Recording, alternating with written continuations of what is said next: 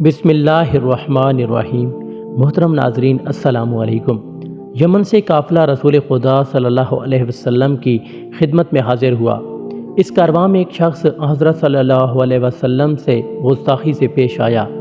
حضور صلی اللہ علیہ وسلم اس کی اس حرکت سے کافی غصہ میں تھے، لیکن خلق عظیم کی مصادق نے تحمل کیا۔ اسی اثناء میں جبریل امین علیہ السلام خدا کی طرف سے پیغمبر صلی اللہ علیہ وسلم کے پاس وحی لے کر آئے کہ یہ شخص سخاوت مند ہے۔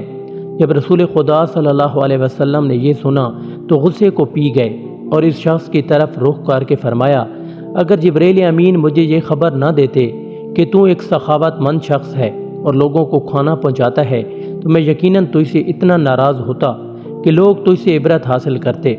اس شخص نے کہا، کیا آپ کا خدا سخاوت کو پسند کرتا ہے؟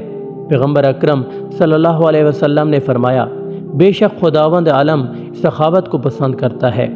اس شخص نے فوراً کلمہ پڑھ لیا اور مسلمان ہو گیا، اور آپ صلی اللہ علیہ وسلم سے عرض کی، اللہ کے رسول، میں نے کبھی بھی کسی کو اپنے پاس سے خالی ہاتھ نہیں پلٹایا، کسی کو اپنے مال و اعزاز سے دور نہیں کیا۔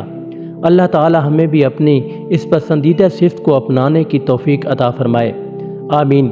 شداد بن اوس کہتے ہیں کہ میں نے ایک دفعہ پیغمبر اکرم صلی اللہ علیہ وسلم کو روتے ہوئے دیکھا۔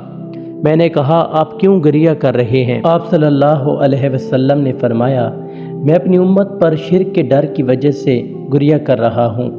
میری امت کے لوگ چاند، سورج، پتھر وغیرہ کی پرستش نہیں کریں گے، بلکہ لوگ اپنے اعمال میں ریاکاری کریں گے۔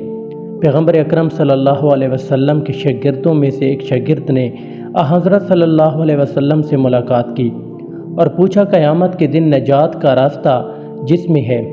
پیغمبر اکرم صلی اللہ علیہ وسلم نے فرمایا، نجات اس شخص کے لیے ہے جو خدا کو فریب و دھوکہ نہ دے۔ جو خدا کو دھوکہ دینا چاہتا ہے، خدا بھی اس کو دھوکے میں رکھنے والا ہے۔ اس کے ذریعے سے ایمان کو ظلم کر لے گا، در حقیقت اس نے اپنے آپ کو دھوکہ دیا ہے۔ پوچھا، یا رسول اللہ، کس طرح خدا کو فریب دیں گے؟ فرمایا، خدا نے جو ان کو حکم دیا ہے کہ اعمال میرے لیے بجا لائیں، وہ غیر خدا کے لیے بجا لائیں گے۔ ریاکاری سے بچو، کیونکہ ریاکاری شرک خدا ہے، اور ریاکاری شخص کو قیامت کے دن 4 ناموں سے پکارا جائے گا، اے کافر، اے فاجر، اے رادر یعنی دھوکہ دینے والا، اے خاسر یعنی نقصان اٹھانے والا۔ تیرے عمل کی کوئی اہمیت نہیں اور تیرے عمل کی جزا ختم کر دی گئی ہے، اور آج تجھے کوئی فائدہ نہیں ملے گا۔ اپنے عمل کی جزا اس سے لوگ جس کے لیے عمل کیا تھا۔ میں روز محشر ایک نمازی شخص کو لایا جائے گا، وہ برگاہ خداوند میں عرض کرے گا، خدایا میں نے تیری رضا قلبی کے لیے نماز پڑھی تھی۔